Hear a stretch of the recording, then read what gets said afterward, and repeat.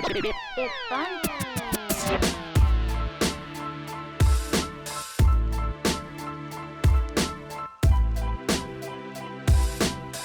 I think the big distinction in media in 2020 is between sources of news that are trying to get it right, trying to be fair and accurate, at least trying, and admitting when they're wrong, versus media outlets that are partisan, that are ignorant to the truth, that are just trying to score points and score page views and not really caring about what's true.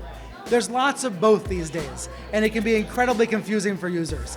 But I think what's worth doing is thinking about old-fashioned mainline news sources that have been around for decades that have a track record of the truth, of telling the truth.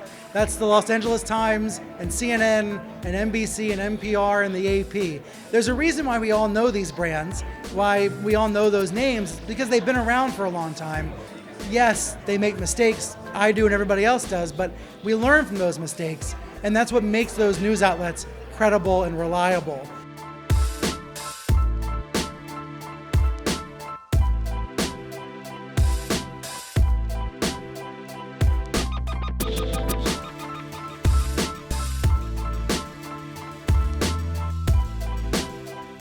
Members of the media share certain values. We all want a few of the same things. Accuracy, responsibility. We want to hold institutions accountable. We want transparency from government. And I think on these issues, there should be solidarity. It's worth thinking about having shows of solidarity. When Jim Acosta's press pass was revoked by the White House in 2018, all the other major news outlets in the country supported Acosta and CNN. This week, when CNN was kept out of a White House lunch with President Trump and all the other TV networks were still invited, there was no show of solidarity. And I think there's a lot of disappointment about that.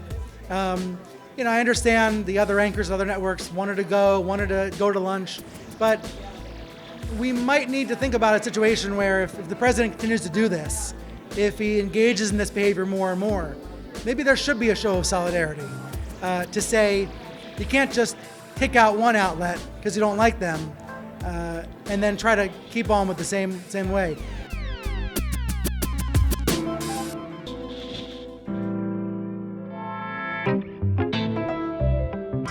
The reality is everybody kind of is a member of the media these days, even if you're whether you're a journalist or not, whether you have training or not.